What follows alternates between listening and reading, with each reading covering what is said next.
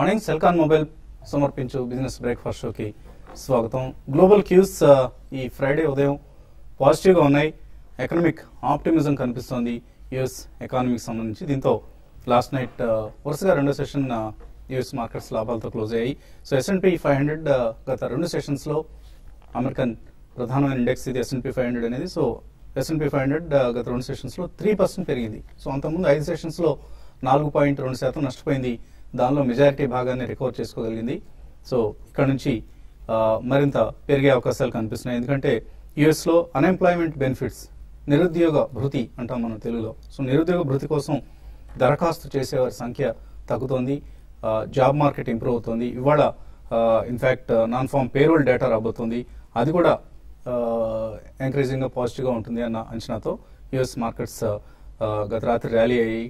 So ఇది Asian మార్కెట్స్లో కూడా పాజిటివ్ ట్రెండ్కు దారితీసింది. ఏషియన్ ఇండిసెస్ అన్ని లాభాల ట్రేడ్ అవుతున్నాయి, ఒక చైనీస్ మార్కెట్ తప్ప. ఎందుకంటే చైనీస్ మార్కెట్ ఈ మధ్య ఇతర ఏషియన్ మార్కెట్స్కి భిన్నంగా కదులుతోంది. ఇవి పెరిగినప్పుడు అది తగ్గడం, ఇవి తగ్గినప్పుడు చైనీస్ మార్కెట్ పెరగడం, ఇలా ఒక రివర్స్ ట్రెండ్ చూస్తున్నాం. ఎస్టెక్స్ నిఫ్టీ 8314 60 పాయింట్ల లాభంతో ట్రేడ్ అవుతుంది ప్రస్తుతం. సో మేబీ 40-50 పాయింట్ల గ్యాప్ అప్ ఓపెనింగ్ కోసం నిఫ్టీ ఇవాళ కూడా సిద్ధమవుతోంది. సో 8300 మార్కుని ఇవాళ ట్రేడింగ్లో మనం చూడబోతున్నాం.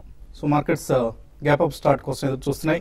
అండ్ ఇవాళ రిజల్ట్స్ సీజన్ ఇక్కడ నుంచి ఊపందుకోబోతోంది. Q3 ఎర్నింగ్స్ సీజన్ సెకండ్ హాఫ్లో ఇన్ఫోసిస్ టెక్నాలజీస్ రిజల్ట్స్ వెలువడతాయి. 12 గంటల తర్వాత సుమారుగా 12-12:30 మధ్యలో ఇన్ఫోసిస్ టెక్నాలజీస్ రిజల్ట్స్ ప్రకటించబోతోంది. నిన్న కూడా చూసాం మనం, CNX IT 0.94% పెరిగింది. నిన్నటి రికవరీ ర్యాలీలో ఐటీ స్టాక్స్ కూడా పార్టిసిపేట్ చేశాయి. ఇన్ఫోసిస్ టెక్నాలజీస్ రిజల్ట్స్ ముందు నార్మల్గా నర్వస్గా ఉండే స్టాక్ అయితే అఫ్కోర్స్ ఇవాళ టైం ఉంది కాబట్టి నిన్న ఇన్ఫోసిస్ మీద పెద్దగా ఎటువంటి నర్వస్నెస్ కనిపించలేదు. ఇవాళ మధ్యాహ్నం వరకు టైం ఉంది కాబట్టి. సో ఇవాళ ఓపెనింగ్లో కొంత నర్వస్నెస్ మనం ఇన్ఫోసిస్ మీద చూడొచ్చు. ఇతర ఐటీ కౌంటర్స్ కూడా కొద్దిగా రేంజ్ బౌండ్గా కదలాడే అవకాశం ఉంది. ఇతర sectors maybe banks, FMCG, capital goods, ఇటువంటి సెక్టర్స్ ఇవాళ గ్యాప్ అప్ ఓపెనింగ్లో పార్టిసిపేట్ చేసే అవకాశం కనిపిస్తుంది. సో ఇన్ఫోసిస్ Q3 రిజల్ట్స్ కాస్త వీక్గానే ఉంటాయని మార్కెట్ అంచనా వేస్తుంది. మేబీ నెట్ ప్రాఫిట్ మనం చూస్తే 3157 crores ఉండే అవకాశం ఉంది. ఇది క్వార్టర్ ఆన్ క్వార్టర్ అంటే సీక్వెన్షియల్గా చూస్తే అంతకుముందు క్వార్టర్తో కంపేర్ చేసి 1.9% పెరిగే ఛాన్స్ కనిపిస్తుంది. అలాగే రెవెన్యూస్ 3.3% పెరుగుతాయని మార్కెట్ అంచనా వేస్తుంది. 13,783 crores ఉండొచ్చు. డాలర్ రెవెన్యూస్ రూపాయల్లో మనం 13,783 crores ఉంటే డాలర్ రెవెన్యూస్ మాత్రం 2,222 millions ఉండొచ్చు అని మార్కెట్ అంచనా వేస్తుంది. క్వార్టర్ ఆన్ క్వార్టర్ ఇది జస్ట్ 1% గ్రోత్, అంటే ఫ్లాట్గా ఉంటుంది. అంతకుముందు Q2తో పోలిస్తే Q3 ఫ్లాట్గా ఉంటుంది టాప్ లైన్ అన్న అంచనా మార్కెట్స్లో ఉంది. నెట్ ప్రాఫిట్ మాత్రం 1.5 to 2% పెరిగే ఛాన్స్ ఉంది. And revenue guidance, dollar revenue గైడెన్స్ని కంపెనీ తగ్గిస్తుందన్న అంచనా కూడా మార్కెట్స్లో ఉంది. మేబీ 7% కంటే తక్కువ ఇండికేట్ చేసే ఛాన్స్ ఉందంటున్నారు. ఇది ఒకవేళ ఇంకా మరికొంత తక్కువగా ఇండికేట్ చేస్తే మార్కెట్స్ డిసప్పాయింట్ అవుతాయి. అదర్వైజ్ మార్కెట్స్కు ఇన్ఫోసిస్ టెక్నాలజీస్ రిజల్ట్స్ సంబంధించి అంత పెద్ద ఎక్స్పెక్టేషన్స్ లేవు కాబట్టి it's a positive signal. So second half Infy result ప్రభావం మార్కెట్ మీద ఉంటుంది. అయితే బ్రాడ్ మార్కెట్ అంతగా పెద్దగా దీని ప్రభావం ఒకవేళ నెగిటివ్గా ఉన్నా కూడా ఇంపాక్ట్ అయ్యే ఛాన్సెస్ లేవు. ఎందుకంటే ఇతర సెక్టర్స్ అని వాటి గమనాన్ని అవి నిర్దేశించుకుంటున్నాయి కాబట్టి. అండ్ FII ఫిగర్ చూస్తే నిన్న 467 కోట్ల రూపాయల క్యాష్ మార్కెట్ సెల్లింగ్ చూసాం. DIS of course 289 crores worth stocks కొన్నారు. సో FIIs ప్రతి ర్యాలీలో అమ్మకాలకు పాల్పడుతున్నారు. And mostly domestic institutional investors and HNIs వీళ్ళే ఎక్కువగా మార్కెట్ ర్యాలీని డ్రైవ్ చేస్తున్న ఫ్యాక్టర్స్. సో బ్యాంక్ నిఫ్టీ నిన్న కూడా చూసాం మనం, 2.17% పెరిగింది. అండ్ ఆల్ టైమ్ పీక్ ఏదైతే ఉందో దానికి మళ్ళీ చేరువవుతుంది బ్యాంక్ నిఫ్టీ. సో 2015లో మనం పదే అనుకుంటుందే banks are going to lead the rally. Banking సెక్టర్లో మోడీ సర్కార్ చాలా రిఫార్మ్స్ తీసుకొచ్చేందుకు ప్రయత్నం చేస్తుంది. బ్యాంక్స్లో తన ఈక్విటీ వాటాను తగ్గించుకోవడం కావచ్చు, 51%కి తగ్గించుకోవడం కావచ్చు, లేదా మరింత స్వేచ్ఛను బ్యాంక్ మేనేజ్మెంట్స్కి ఇవ్వటం, అటానమీ ఇవ్వటం అంటాం. సో అటువంటి అటానమీ ఇవ్వడం వంటి చాలా రిఫార్మ్స్ను next not just within the next 1 to 2 quarters but ఇది నెక్స్ట్ 5 yearsలో మోడీ సర్కార్ చేయబోతున్న ప్రక్రియ. సో ఇదంతా కూడా బ్యాంకింగ్ స్టాక్స్కు ఊతం ఇచ్చే పని. చాలా బులిష్గా కనిపిస్తున్నాయి bank, especially PSU bank counters. So ప్రతి డిక్లైన్లో PSU బ్యాంక్ స్టాక్స్ను కొన్ని పోర్ట్ఫోలియోస్కి యాడ్ చేసుకోండి.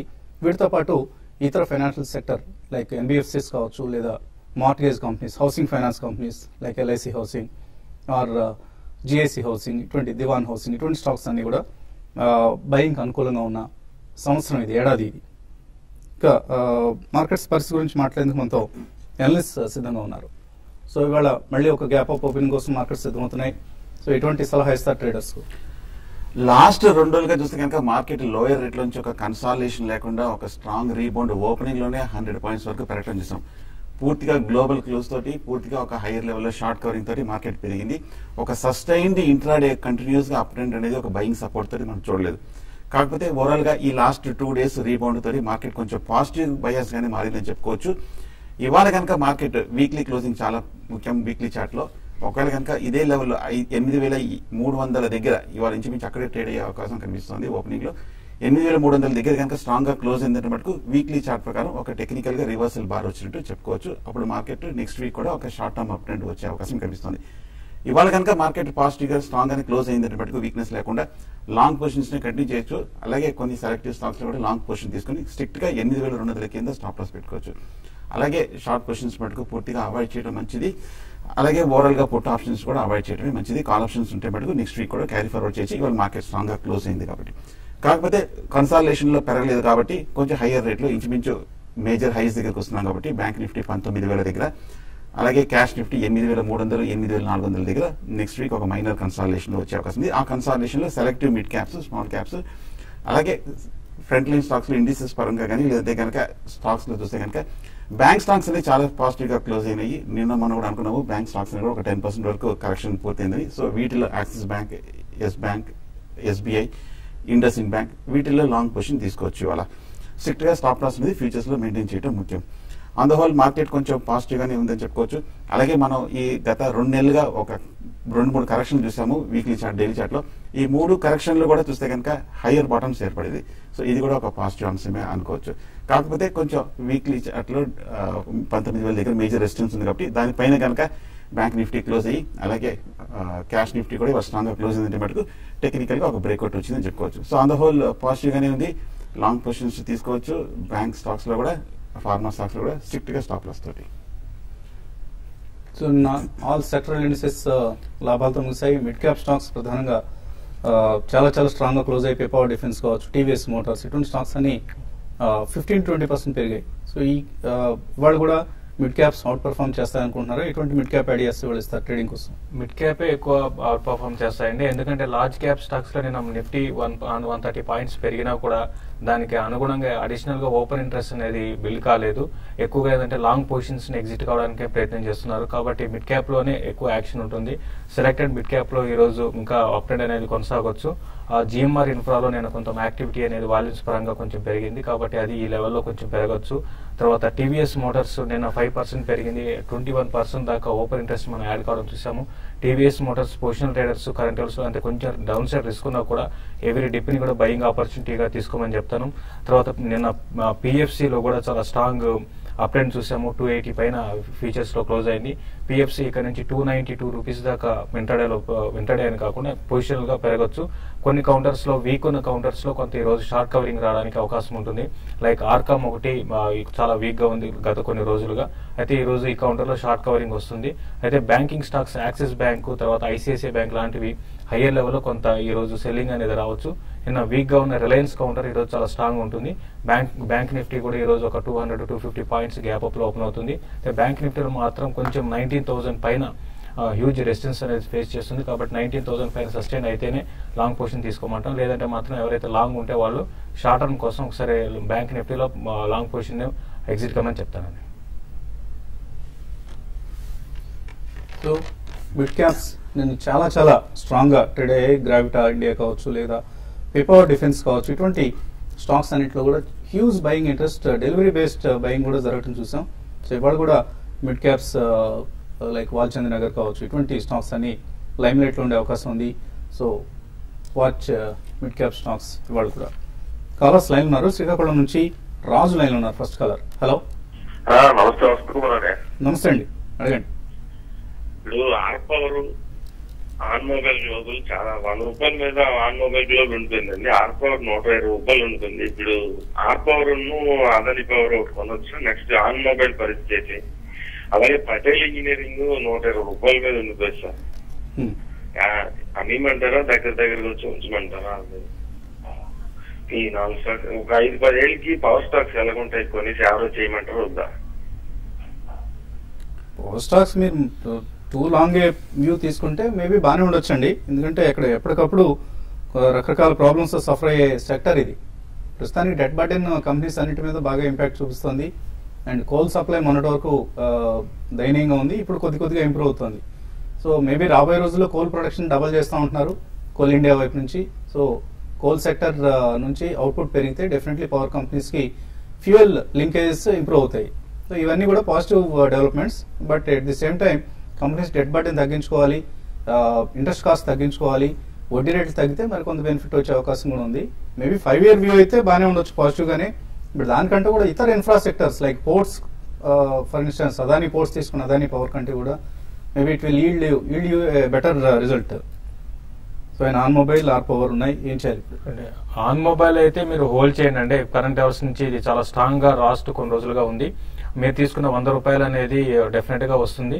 ఆర్ పవర్ మాత్రం కరెంట్ అవర్స్ లో చాలా వీక్ గా ఉందని చెప్పొచ్చు. ఇప్పుడే అనుకున్నాము పవర్ స్టాక్స్ పెద్దగా పెరగకపోవచ్చు. ప్లస్ గవర్నమెంట్ రెగ్యులేషన్స్ కూడా వీటికి ఉంటాయి కాబట్టి పెద్దగా పెరగకపోవచ్చు అండి. అయితే మీరు మరీ లాంగ్ టర్మ్ అయితే హోల్డ్ చేయండి. దీనికన్నా బెటర్ ఏంటంటే దీంట్లో షిఫ్ట్ అయిపోయి వేరే కౌంటర్స్ లో ఇన్వెస్ట్ చేసుకోమని చెప్తాను. పటేల్ ఇంజనీరింగ్ అని అడిగిన మరొక స్టాక్. పటేల్ ఇంజనీరింగ్ చూస్తే కనుక మన ఈ మధ్య కరెక్ట్ గా 150 రూపాయల నుంచి కంటిన్యూస్ గా తగ్గుతూ 90 రూపాయల వరకు పట్ట జరిగింది. కానీ గత 3 నెలలుగా చూస్తే కనుక 90 రూపాయల దగ్గర అంటే కరెంట్ రేట్ దగ్గర ఒక మేజర్ మీడియం టర్మ్ సపోర్ట్ కూడా ఏర్పడింది. సో మాక్సిమం కరెక్షన్ ఏం కనిపిస్తుంది. లాంగ్ టర్మ్ కోసం కూడా మంచి కన్సాలిడేషన్ చేసుకోవడం మనం చూసాం. సో కరెంట్ లెవెల్లో పటేల్ ఇంజనీరింగ్ పై చేయొచ్చు. గురు ప్రతాప్ రెడ్డి ఏలూరు నుంచి తర్వాత caller. Hello, good morning sir, బాగున్నారా? గుడ్ మార్నింగ్, బాగున్నాం. చెప్పండి గురు ప్రతాప్ గారు, బాగున్నారు మీరు? బాగున్నారు సార్. మరి Reliance capital, Reliance infrastructure, Reliance industrial infrastructure నా దగ్గర 100 షేర్ల పైగా ఉన్నాయండి ఈచ్. ఇవి బాగా అండర్ పర్ఫార్మ్ చేస్తున్నాయి, చాలా కరెక్షన్ వచ్చింది వీటిలో. సో వీటిలో బుల్ మార్కెట్ లో రికవరీ వస్తుందని వెయిట్ చేయడం మంచిదా, లేకపోతే వీటి నుంచి ఏదైనా ఎస్ బ్యాంకు, ఇండస్ఇండ్ బ్యాంకు లాంటి వాటికి షిఫ్ట్ అవ్వటం మంచిదంటారా? డెఫినెట్ గా దే విల్ అండర్ పెర్ఫార్మ్ అండి. బ్యాంకింగ్ సెక్టర్ తో కంపేర్ చేస్తే మీరు అడిగిన రిలయన్స్ ఇన్ఫ్రా కావచ్చు, రిలయన్స్ క్యాపిటల్, ఇవన్నీ అండర్ పెర్ఫార్మ్ చేయడం కూడా భవిష్యత్తులో కూడా బహుశా ఇదే ట్రెండ్ కొనసాగొచ్చు. మీరు షిఫ్ట్ అయ్యే ఉద్దేశం ఉంటే పెర్ఫార్మింగ్ సెక్టర్స్ కి మీరు షిఫ్ట్ కావడం మంచిది. లైక్ మీరే సెలెక్ట్ చేస్తున్నారు Yes bank and IndusInd bank.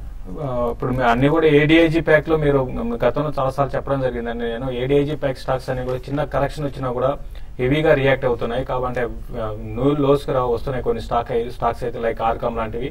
కాబట్టి అంటే మీరు తీసుకున్న రిలయన్స్ ఇన్ఫ్రాస్ట్రక్చర్ కానివ్వండి, రిలయన్స్ ఇన్ఫ్రా కానీ ఇవన్నీ కూడా ఏంటంటే ర్యాలీస్ లో ఎగ్జిట్ అయిపోయే స్టాక్స్ అండి. కొంచెం మూమెంటం ఉన్నప్పుడు మీరు బెటర్ ఏంటంటే ర్యాలీస్ లో ఎగ్జిట్ కానీ. అయితే రిలయన్స్ ఇన్ఫ్రా మాత్రం మీరు హోల్డ్ చేయండి. మిగతా స్టాక్స్ రిలయన్స్ ఇండస్ట్రియల్ ఇన్ఫ్రాస్ట్రక్చర్ మాత్రం మీరు ర్యాలీస్ లో ఎగ్జిట్ కమని చెప్తానండి. మరిన్ని కాల్స్ తీసుకోబోయే ముందు కాసేపు ప్రకటనలు.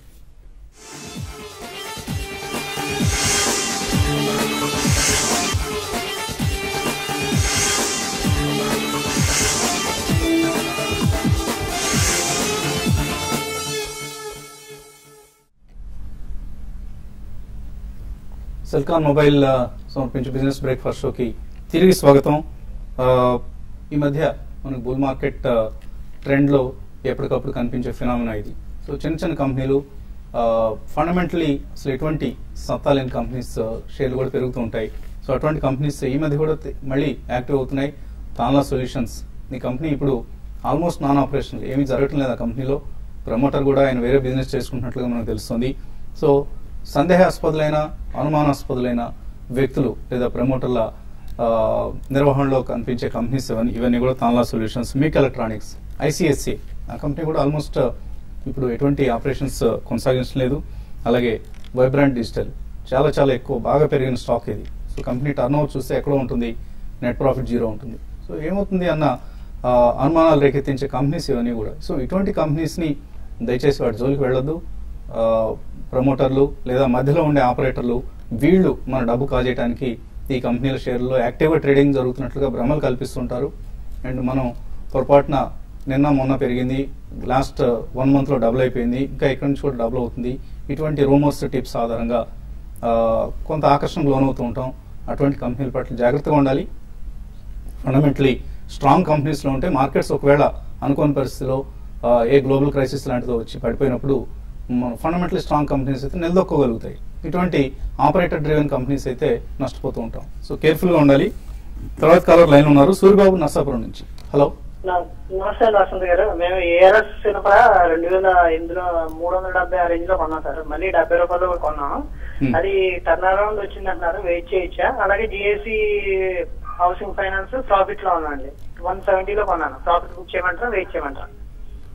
మీరు వెయిట్ చేయగలిగే ఓపిక ఉంటే వెయిట్ చేయండి డెఫినెట్ గా జిఎస్సి హౌసింగ్. ఎందుకంటే హౌసింగ్ ఫైనాన్స్ కంపెనీస్ కి ఇప్పుడు అందరూ బెట్ చేస్తున్న సెక్టర్ ఇది.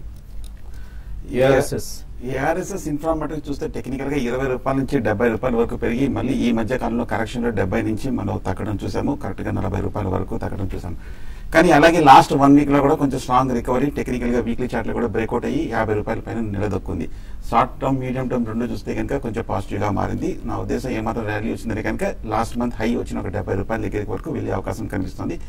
సో ట్రెండ్ పాజిటివ్ గా ఉంది కాబట్టి ప్రస్తుతం అయితే హోల్డ్ చేయండి. అలాగే మీరు చెప్పిన జిఎస్సి కూడా పాజిటివ్ గానే ఉంది, మార్కెట్ ర్యాలీగా ఉంది కాబట్టి అది హోల్డ్ చేయొచ్చు, కంటిన్యూ చేయొచ్చు లాంగ్.